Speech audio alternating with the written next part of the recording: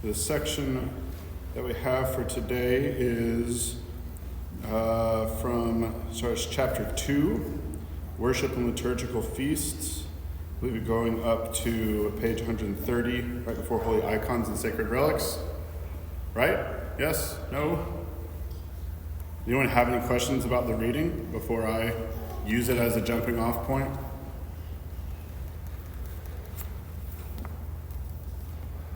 Everything is perfectly clear. No questions whatsoever. You have all of the services of the church memorized. Yes? I didn't hear any. What strikes you as different about Orthodox worship? And I don't mean just like a Sunday liturgy, but themes or things that come up in Orthodox worship that has surprised you or that you have found interesting.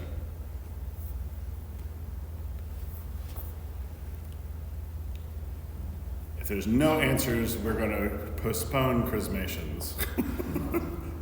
Yeah. I find some of the repetitions in threes to be The repetition in threes? to be interesting, and then how everything is very specific, and there's so much detail into everything, and there's a reason behind every single little thing. So repetitions of three and then the detail.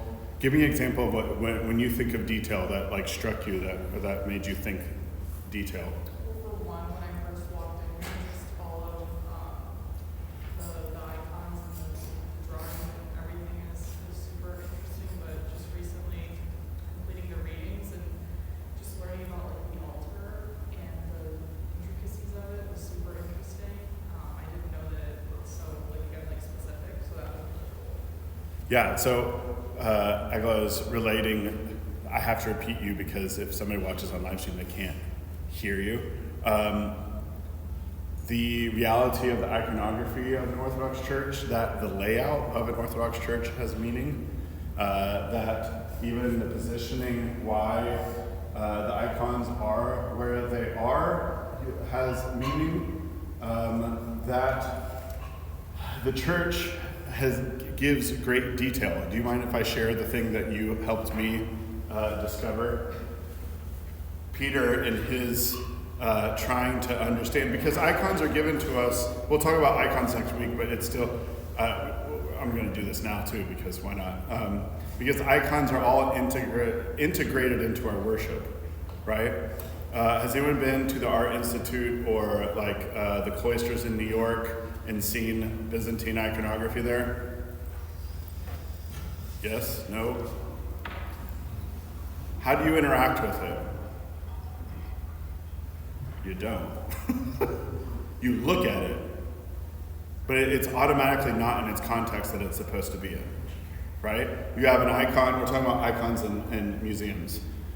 In this space of a church, the icon exists in liturgical life, the private, like devotional life, the piety, but you physically interact with icons, unless they're like really high up on the wall and like you can't interact with that all the way up there, but you interact with, and they are part and parcel of the services themselves, right? Because if you go to a museum, they're completely pulled out of their context and they're just hanging on a wall somewhere, right? It might be a nice blue wall, but there's nothing around it. You don't even know the context. So even the Western medieval paintings, you're like, what is that? That's a beautiful painting. If you read about it, it's like, oh, that was part of an altar screen. They dismantled it, right? And so it's all over the place. So you can't actually interact with the meaning that is there and that is supposed to draw you into. Has anyone ever wondered? I'm going to bring this with me because. And this is just an encouragement to look at icons closely. What's going on with John the Forerunner over here? Why is he holding Christ? Because he's the forerunner. What's going on? Why is Jesus not looking like he does in all the other icons? Where he's a baby, right? Obviously, he's not an adult in this. But Moses in the basket. I like where you're thinking. I would say no, but that's a good guess. No, but he's the forerunner, so he has a relationship with Jesus similar to the Mother of God, right? But what is? Oh, he's carrying a message? Like Jesus is the... What is the message that John is carrying? The message of salvation, the good news. I mean, there's literally, it's written on there. Written that way. You got to come look at it. It says, "Behold the Lamb of God, who taketh away the sins of the whole world." Okay, what relevance does that have? Obviously, John says that. What is Jesus hanging out in? Is it a bowl? It looks like a bowl. Discos. You're very close with chalice. It's a discos. Sorry, I'm going to have to show it again because otherwise, as soon as you say something, you see it, right? So, look. So, why is he holding Jesus on a discos and saying, "Behold the Lamb of God who takes away the sin of the world"? He's like the bread because it's Eucharistic. It took Peter and Egla to ask questions. I never really looked at it. I guess I could beg off. I've only been here for a year, right? And but that is actually kind of an unusual icon. Him having wings, that might have struck you first as being maybe unusual, but that's actually a pretty normal way to depict John the Baptist, is because he had wings, right? Guys, come on. Are you asking a question? What was the question? He has wings because he had wings, right? He is a messenger, like an angel. Right, because he's an angelic messenger, right? Sorry, I'm kind of being a little sarcastic and it's not going anywhere. Okay. But it's a Eucharistic message. He's holding the Lamb of God. That's what he says. That's what he proclaims. And so there's a Eucharistic element put into the icon. So you're engaging. That's some detail. That requires you to read the icon. Not just look at it and be like, oh, Jesus. Oh, Mary, right? It's what's the what is going on here in the icon, and what is the meaning that I'm supposed to get out of it? Right? This is integrated into the feasts, and I'll do more next week when we talk about icons and relics. Are there any other experiences or reflections on Orthodox services that stands out to you? There's another particular detail about the iconography of John the Baptist and Jesus that I think is really interesting. What actually really got me thinking about the first one too is we have a small icon of Mary and Elizabeth when they're both pregnant. And I was thinking about that with, them being cousins, only being 6 months Yes. apart in age. And I also really like the fact that, especially up in this icon here, with them being cousins, they look like the same person almost with different things in the beard. So the family tie there is kind of portrayed in the way that they're drawn. So their relationship as cousins. That is emphasized in the Feast of the Theophany, that they are, that there's a relation between them, but also the relationship is one of the Creator allows the creature to baptize him. And it happens to be his cousin too. Yeah. This is also emphasized when we have commemorations. Right now, we have the forefathers of Christ. Next week will be the fathers according to the flesh, more next week. And then the Sunday after. Does anyone remember what the feast, the Sunday after Christmas is? That is probably a 500 level question that I bet most Orthodox would actually, not off the top of their head. Does anyone? Yeah. No, that's January 1st. So this will help explain. Liturgically, I don't know if you've noticed, but we have like an unmovable calendar, and then we have movable feasts. Right? There are certain feasts that are always going to happen on a particular day, and then there's feasts that move. Like this Sunday of the Holy Forefathers of Christ. Is it always on the 14th of December? When does it happen? It's 2 Sundays before Nativity, whenever Nativity falls, right? What is the big movable feast of the church? You understand what I mean by movable, right? It's not like attached to a particular day. Pascha, right? There's a whole calendar of unmovable feasts, or feasts that are always going to happen on a particular day, right?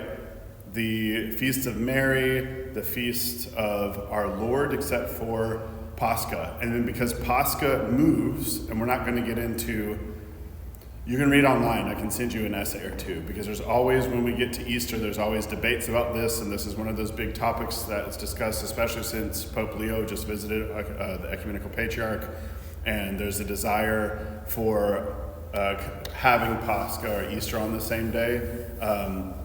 The Orthodox Church at least attempts to follow as closely as possible what is outlined in the ecumenical councils, and that has been updated in the West, because the calendars have changed, I think at least twice since the Nicene Council of Nicaea.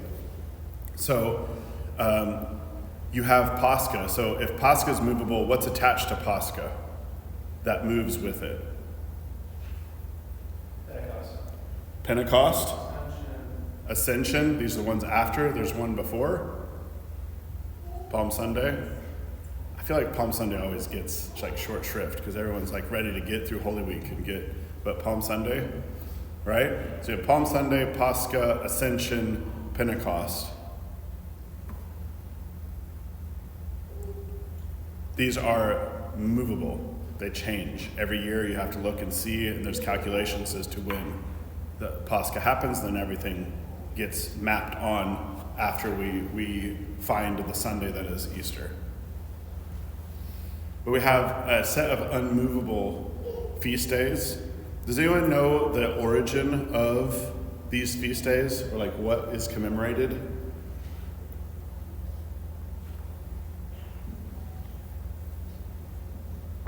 What's a typical day of commemoration? I'll just say tomorrow. I don't know off the top of my head what tomorrow is commemorated, but what's tomorrow? I know it's the 15th, but I'll just look it up.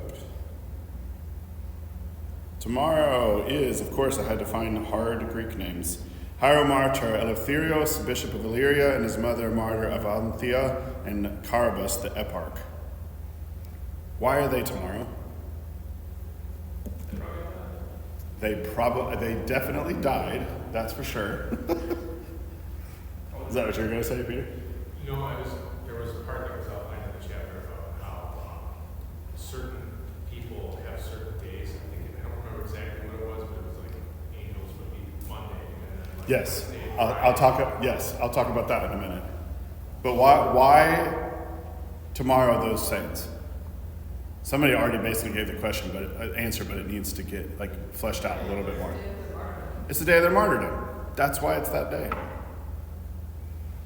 There are times where there might be a conflict where somebody has died on a particular day and they might move it. So there was discussion about the newly canonized St. Olga, about trying to find the best day because Alaska gets really, really cold and the ground freezes and you can't bury somebody because the ground is so frozen. There had to do with, I believe, the day that she died on. Don't quote me because I can't remember all of the specifics of it, but it was a feast day of a major saint that she would have not been the major focus that day. Would have been that particular saint would have overshadowed her commemoration. So, but especially the ancients, their day that they died is the day that they are remembered, right?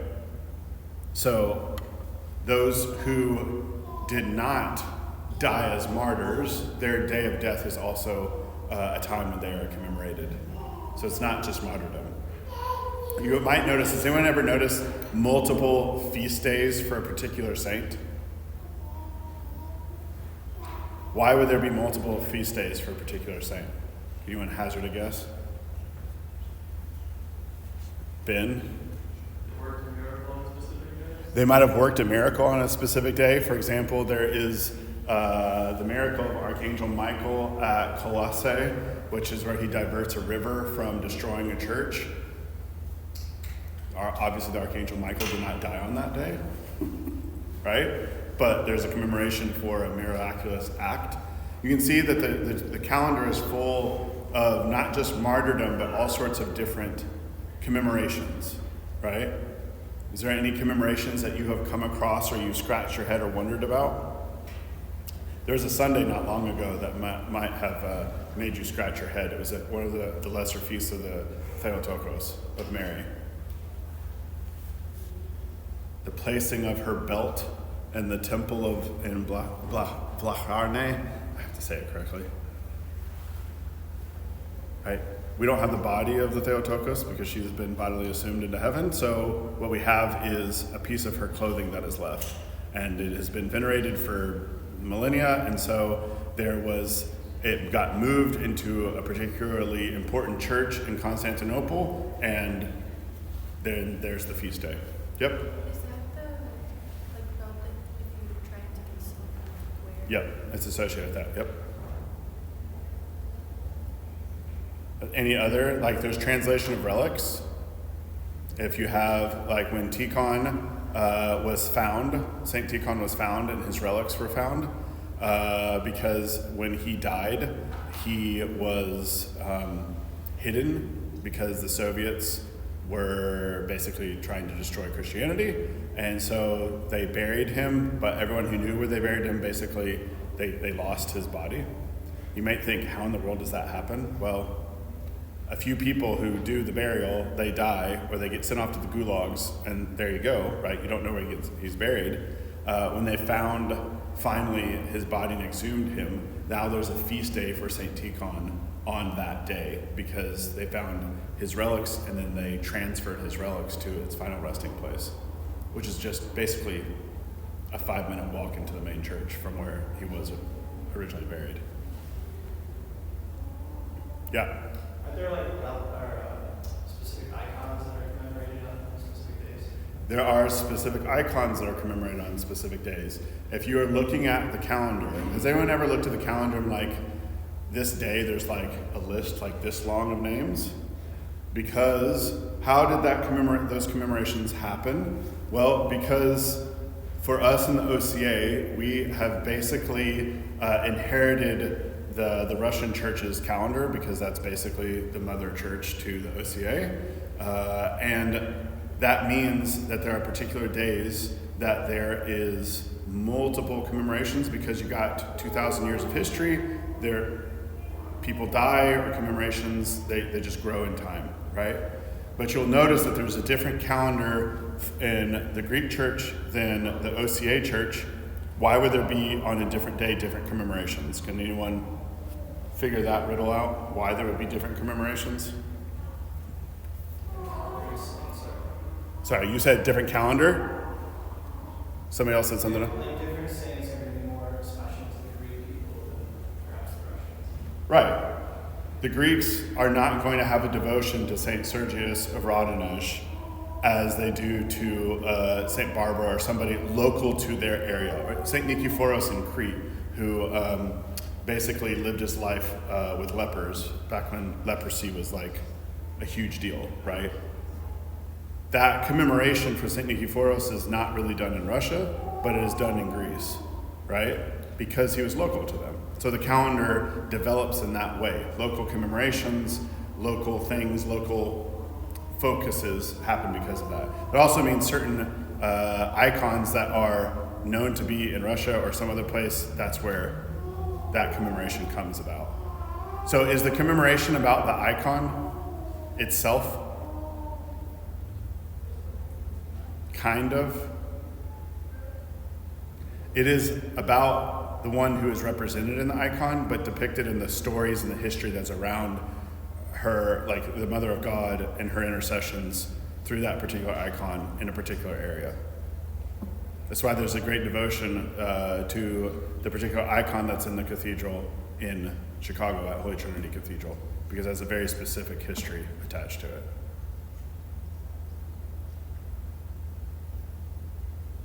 Yep. Is there a reason that we always put the St. Peter and Paul icon here instead of like Is there a reason why there's always Peter and Paul It's out? not always St. Peter and Paul, but When does it change? well, for certain feast days. Yeah. So because this church is the church of Peter and Paul, that icon is always out unless it's a particular commemoration. And usually if I had the icons, if I had an icon of the Holy Forefathers of Christ, I would have put it out. I don't have an icon of the Holy Forefathers of Christ, so Peter and Paul stays there. So you saw, if you came on St. Nicholas Day and I left St. Nicholas out, that St. Nicholas went out. Yep, Mark. I think one thing I was looking for, one from Protestantism I wasn't sure what I was searching for, but I wanted to go to church on a religious Sunday, and that's not really something that Protestantism offered. And when I started coming to the Orthodox church, my mom would say, "Oh, you want to go to church Sunday? You want Saturday?" I'm like, it's not the same thing. You are correct. The Orthodox Church's cycle of services, we could serve services almost all the time, but we don't because we're a parish church. In the monastery, even in the monasteries, they don't like serve services 24/7 because while that might sound very nice, you couldn't really live your life and do other things that you are required for you to survive, right? Like, you do have to grow food. You have to cook. There is a cook who is assigned who might not go to all the services that day because he has to tend the food, right? And they take turns, right? So there is the reality of the Orthodox Church, and this is something I try, especially in catechesis, like the Orthodox Church is not just a Sunday-only church. Unless, there's Saturday night. We could have services every Saturday, Thursday, Friday. Like there are services, we just roll it out. If that's what we're going to do, then we do it. On Thursday, we could do all sorts of services. We could do more services, but we also have to temper it with the reality and who will be here, etc. So, are there any other questions or? Yeah, Jenny.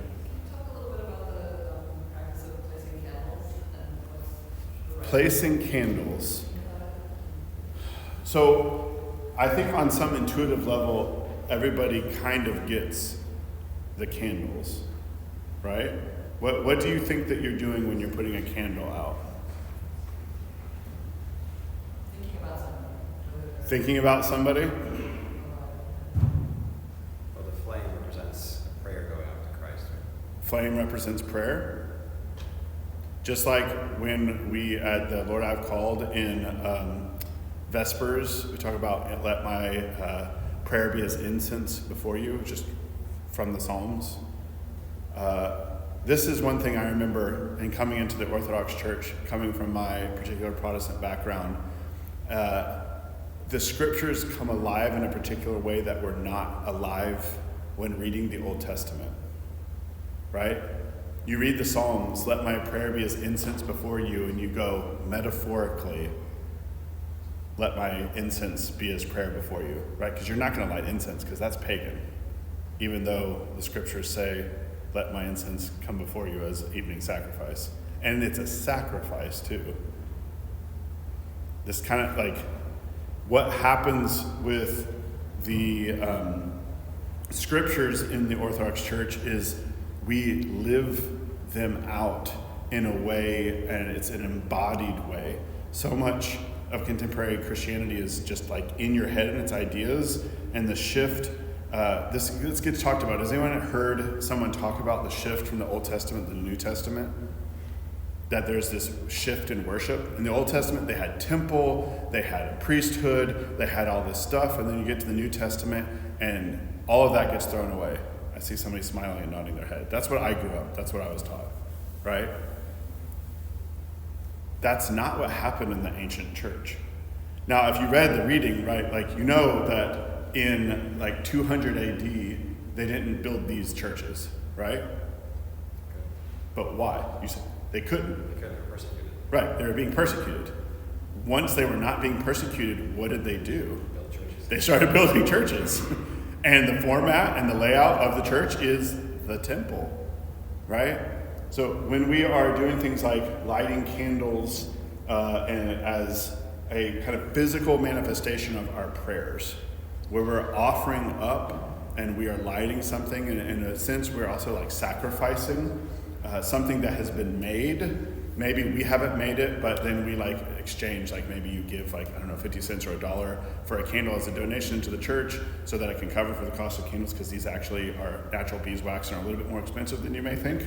Because if you try to buy natural beeswax, you'll know what I'm talking about. But that these are all ways of physically embodying your prayer, just like incense, and it is how Scripture speaks. Yeah. Is there a specific reason that our church has the candles in the front? 'Cause I know like at St. Mary's and Hills, they have them in the back and Orthodox. So we have a basic layout of a church, and then every basic layout, then there's like 100 million different iterations for the way in which the church is more specifically laid out. It is very common in Slavic churches to come up to the front of the church and light your candles, because coming into a more Slavic tradition background parish, you're going to come in and you're going to venerate icons up at the front, and you're going to do the whole thing with your candles. Make sure babushka doesn't hit you because you do something wrong, and you kind of shuffle to the back, right? And you stand there. If you go to a Greek church, they don't really come up to the front of the church in the same way that the Slavs do, right? But they have it in the narthex, and you have all these icons, and you have all these places to light candles, and then you come into the church. So it's just little tiny differences. The basic reality is there, right? Yep. Something that I think is hard for me, or I just don't know what to do, is like when I'm kissing the icon, do I say like, pray for me, or do you ask for a specific prayer, or are you just saying things, like what do you? You don't know the magical formula to say to the icon? Say hello. And then I'm I'm like, sure. what should I be praying for, like in this moment? Right. I guess. So in the reality, how do I say this? If you are coming from a particular Protestant background, everything that you do, you over scrutinize. And I'm not picking on you, this is just right? Like, am I doing this with the purest intention, and like, am I like expressing myself in the most fervent way possible, right? There's nothing wrong with that per se, but it can cause orthodoxy is like, there's so much kind of going on that you can have those moments. I mean, I've seen them happen. I don't know what's exactly being said, but I've seen somebody just stand before an icon and just weep, and just like hold on to the Mother of God and just weep, okay? Did that happen every single Sunday when they come to the church? Nope. Do most of the Sundays they come up and they just say, Most Holy Theotokos, pray for me, right? And then they make the sign of the cross and they kiss, right? That you're acknowledging that you're asking for help. Our prayers don't have to be to the saints like a litany, laundry list of like everything going on with us, because it's kind of like a dance. Like you're just there, and it's like you're being passed off to another partner, and so you say, pray for me. But it doesn't have to become self-scrutinizing, agonizing about like, am I doing it perfectly? I mean, I know some kids when they're venerating, some kids are just kind of like, hi, St. Demetrios. The fact that they're venerating and they're giving honor to the saint, that is not the same as worship to God, but that they're honoring, I think that's fine. Does that make sense what I'm saying? And I'm not trying to pick on, because I think there's something very good about that deep desire and that want for intimacy. But I think that also is a path to extreme burnout really quickly and beating yourself up if you can't produce those things at the drop of a hat. Because I've seen that happen, right? I think orthodoxy is organic, and part of the reason, by organic I mean it is working on you for the long haul. All of us think, because we kind of grew up in this culture, that humans are basically like calculators that are walking around on sticks, right? But we're not computers, we're not calculators. We have emotions, we have, mood swings, we have all sorts of stuff going on with us because we live actually in our body and not just in our head or the ethereal. So Orthodox worship is to give us the space. That's why I like to say, like the womb for us to grow and for the services and the setting to work on us. Here, it does go to our mind, the intricate details, engaging and reading an icon or hearing the hymnody and realizing our hymnody, there's a lot going on in the hymnody. But it's also there for it to be like a comfort, the smells of it, the sounds of it, the interior space, the warmth of the iconography itself. They're all there to also like hit us on a deeper level. So, and this goes back to the thing I was saying last week, that Orthodoxy, and there's nothing wrong with having a process from here, but the idea eventually is that you're not just here, but you just kind of do things. I mean, I could think of some parallels possibly as like, when you first start dating somebody, you don't immediately feel like super comfortable with them. Maybe you're blessed with that, but there's certain things you're waiting to feel like, can I actually share these things with this person, right? Or maybe it's their parents or something. You like a little bit like out here, and over time you let somebody in a little bit closer, and then maybe you say, okay, like right here, this is where we need to be. So I think the church operates where there's certain aspects of the church that are going to really like speak to us, and then in a week it's going to be something else, and it's something that you never really thought it was going to be, but there it is. Like when we get to Lent and we no longer have bells on the censer and the music goes to minor instead of music melodies are in the minor keys and stuff, the whole thing changes. It just feels different. Yeah. So, saying on the topic of icons, for like an icon corner, is there a specific order that certain icons? Let's talk about that next week, about icons and icon corners.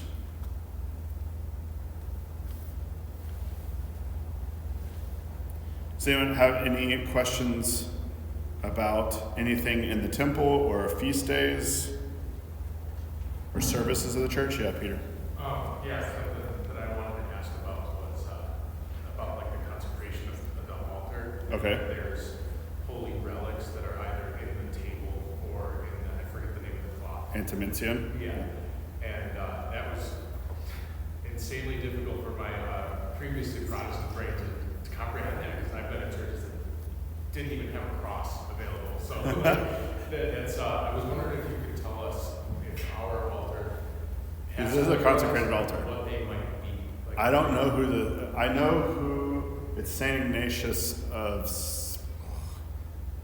it's like a Central European, like Slavic name of the town, but I don't know. In the Intermentian we have, it's written on the Intermentian. I'd have to ask Father Herman of the Chancery about who the saints are that are, basically they're like wax sealed into the altar itself. There's a whole, because basically the altar in the church gets washed, like baptized basically. It gets like wine put all over the altar. There's a whole process.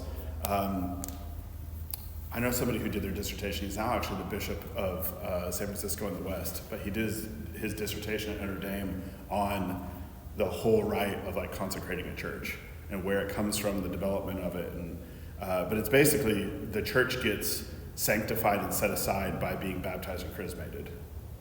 Roughly, like analogously, that's what happens. So it gets sealed for worship. And the altar, that the whole thing of relics being in the altar, that goes back to very, very, very early, which is the same with the feast days being on those particular days. Where they would have services was where like the martyrs' bodies were held, or like where they were killed. They would build a church if they could on that spot where their bones were, or their body was. So I don't know who's in the altar. I can ask. If you ever find out, could you? Yeah. But yeah, my last parish did not have that because it wasn't a consecrated church. Because this is a purpose-built church. So when you do that, then you consecrate.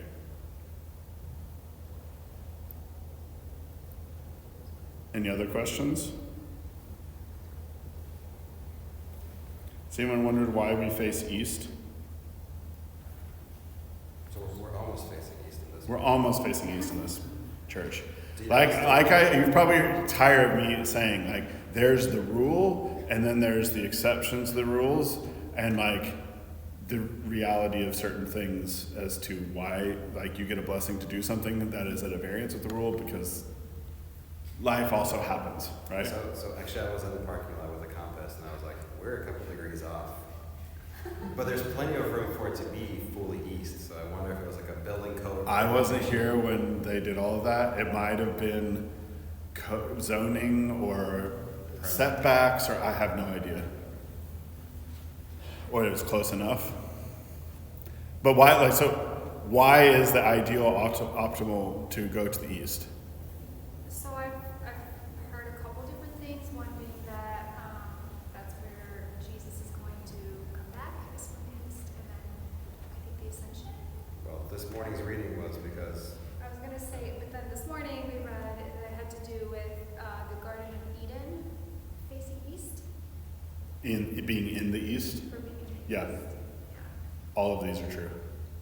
All of these are. This is also the thing you'll read. Sometimes you'll read, to repeat, Eden is in the east. Where did you read that? In that book? Today's reading. Oh, then I guess I didn't read close enough. I already know that. Okay, keep moving. That I haven't heard before. So, but that's because there is the sun rises from the east. Christ, the resurrection, is going to be from the east. And Eden paradise is in the east. So all of these are part of the reason as to facing east. This is also eventually why Muslims faced Mecca. I mean, it's another embodied, because they were imitating Christians that they knew, right? We embody, and our embodiment has meaning. We face east for a reason, not just because, right? And so here's the reasons. There's a great little book. I've actually thought about doing it as adult education. That is just a book on prayer, and it's about like prostrations. It's about postures in prayer. It's about facing east. It's about everything to do, but with like your body, like what is involved with your body in prayer.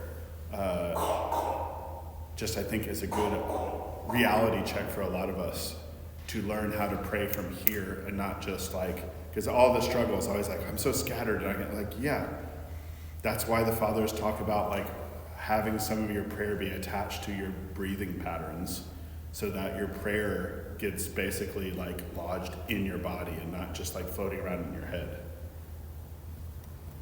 I mean, what is the general advice for like anxiety or panic attacks or those things? Is to slow down your breathing and like come back into your body, like reground yourself in your body, right? So it helps to pray from and like try to get there. That's why somebody's asking me about a prayer rule today, and like how specific they wanted a prayer rule.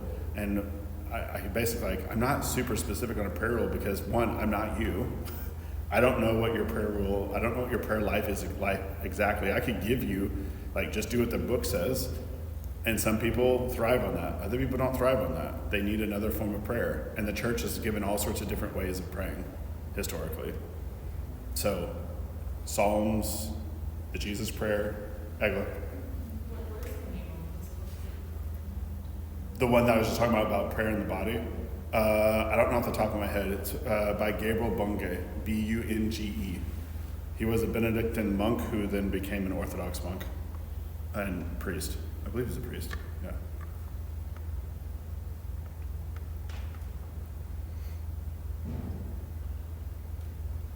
Any other questions? I'm going to spend about 5 minutes talking about 2 books, and then we'll end, okay? There is, if you ever want to nerd out and try to wrap your mind around the services of the church, for many of you, they're all just still brand new, right? And I'm going to assume most of you can't even discern a form or pattern much yet. Is that fair? Eventually you'll start seeing the patterns and you'll see the form. It especially helps if you step back and look at it and study it as opposed to just experiencing it. I highly recommend that you just experience it, right, for a while before you start doing that. But I have always encouraged folks to kind of even generally memorize the outline of the services, like Vespers and Liturgy, because it helps you pray. I find it helped me pray because I know where I'm at, right? I get what's going on, and so I can be present to it in a different way. This book by Archbishop Job Getcha is called The Typicon Decoded. It's published by St. Vladimir's Press. If you are wanting to know about the various liturgical books, because in the Orthodox Church, there's a lot of liturgical books. Generally, we end up just printing out things, but if we had, historically, you didn't have a photocopier, so you had a bunch of books, right? You have the structure of the service, and then you have all the variables. That day, you have these commemorations, so this is how these things fit together. This will line out in exhaustive detail. You can put together the services with this book, but it also explains the history, the structure, the different editions, and things like that, or even manuscript traditions, because some of our services have a long manuscript tradition, right? Because lo and behold, the services existed before printing presses, and you have manuscript evidence of how the services developed and all the differences, because guess what happened when you got a printing press? Uniformity. Because now the bishop or the synod says, this is the book that we're using, and you don't have all these different varieties. Now, I don't mean that everyone had very different liturgies, I just mean there are all sorts of different little additions, which is still true to this day, but the book made a lot of uniformity. So, if you want to delve in deeper, this is a book. The book that I would suggest more on level with the prologue of Ochrid that I suggested last week is a book like the Festal Manean, or a black book that is called the Lenten Triodion. I just didn't pick it up. I picked up the Festal Manean. The Festal Manean, these are all of the hymns for the particular major feasts of the church.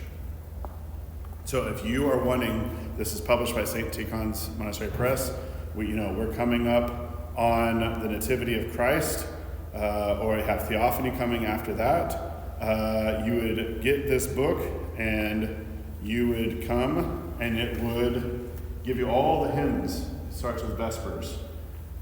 This, in many ways, I like to look through this before a feast day, because I will read or skim through and choose some of the hymns that I find to be very helpful, devotional, etc. And it also preps me before and after the service for what I'm about to experience, right?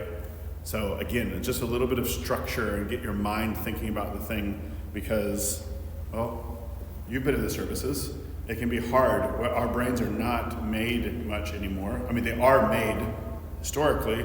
It's just we're really distracted people now compared to what attention used to be like. Yeah? Just repeat the titles of those two books. It's called the Festal Manean. Menaion. It's a green book. St. Tikhon Seminary Press, stmpress.com.